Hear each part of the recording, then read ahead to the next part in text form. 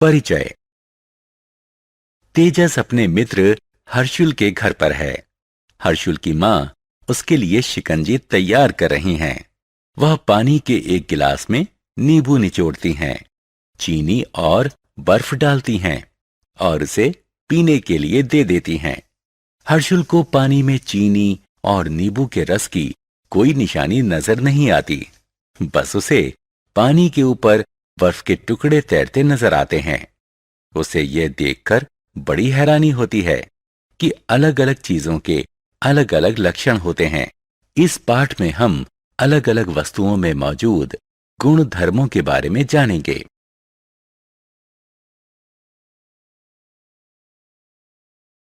उद्देश्य। इस पाठ के अंत में आप निम्न करने में सक्षम हो जाएंगे। चीजों को कठोर या कोमल के रूप में वर्गीकृत करना, चीजों को घुलनशील या अघुलनशील के रूप में वर्गीकृत करना, चीजों को तैरने योग्य या डूबने योग्य के रूप में वर्गीकृत करना, चीजों को पारदर्शी, अपारदर्शी या अर्धपारदर्शिता के रूप में वर्गीकृत करना।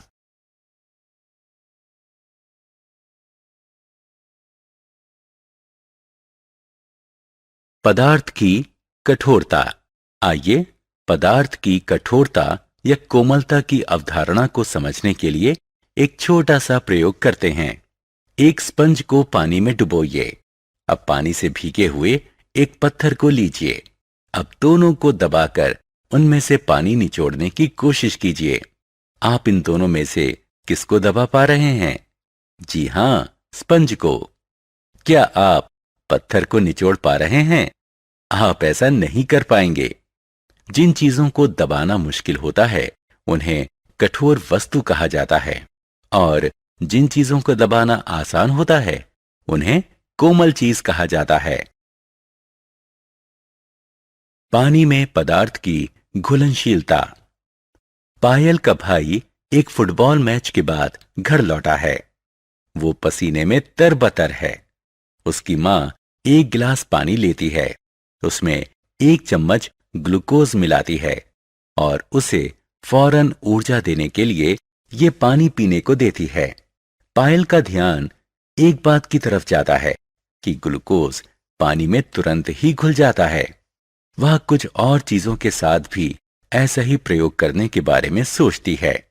उसे पता चलता है कि नमक और चीनी जैसी कुछ चीजें पानी में आसानी से घुल जाती हैं।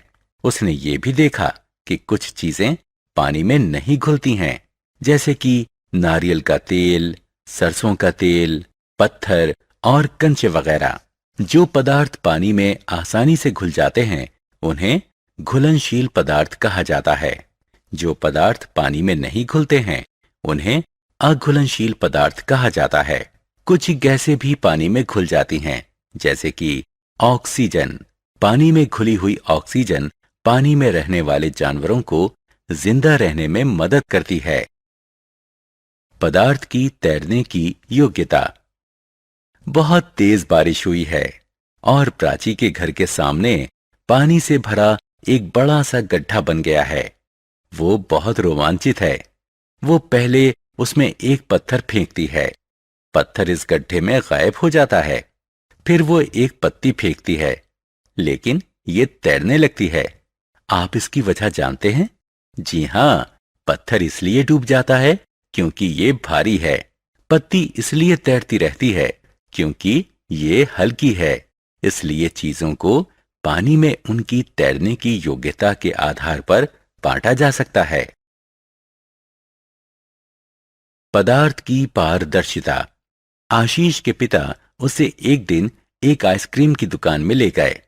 उन्होंने आशीष से एक फ्लेवर चुनने को कहा। आशीष ने सोचा कि पहले आइसक्रीम पर एक नजर डाली जाए। आइसक्रीम को एक रेफ्रिजरेटर में रखा गया था, जिसके ऊपर शीशा लगा था। आशीष काउंटर पर मौजूद व्यक्ति की मदद के बिना ही बड़ी आसानी से कोई फ्लेवर चुन सकता था। क्या आप बता सकते हैं क्यों? ऐसा इसलिए क्योंकि रेफ्रिजरेटर के ऊपरी हिस्से में शीशा लगा था और शीशा पारदर्शी होता है। इसलिए आशीष इस दुकान में उपलब्ध सभी फ्लेवरों को देखकर कोई आइसक्रीम चुन सकता था। कोई पारदर्शी चीज एक ऐसी चीज होती है जिसमें से प्रकाश गुजर सकता है। इसका मतलब यह हुआ कि यह प्रकाश को सोखती तो है, लेकिन इसे बहुत कम परावर्तित करती है। इसके परिणाम स्वरूप यह स्पष्ट लगता है और इसमें से चीजों को देखा जा सकता है। पारदर्शी चीजों के अन्य उदाहरणों में पानी, हवा और प्लास्टिक आदि शामिल हैं। पदार्थ की अपारदर्शिता। क्या आप देख सकते हैं कि एक बंद कमरे में क्या कुछ हो रहा है? नहीं। क्या आप इसका कारण जानते हैं? ऐसा इसलिए है क्योंकि कमरे की दीवारें और दरवाजे अपारदर्शी हैं। कोई अपारदर्शी चीज एक ऐसी चीज होती है जो प्रकाश को आर पार नहीं जाने देती। दूसरे शब्दों में प्रकाश इसे बेध नहीं सकता। यह प्रकाश को सोखती नहीं है, बल्कि ये उसे परावर्तित कर देती है। इसीलिए हम किसी अपारदर्शी चीज के आर पार चीजों को नहीं देख सकते। उदाहरण के लिए हम ये नहीं देख सकते कि लकड़ी के किसी बंद डिब्बे में या धातु के बर्तन में क्या रखा गया है, क्योंकि लकड़ी और धातु अपारदर्शी होते हैं।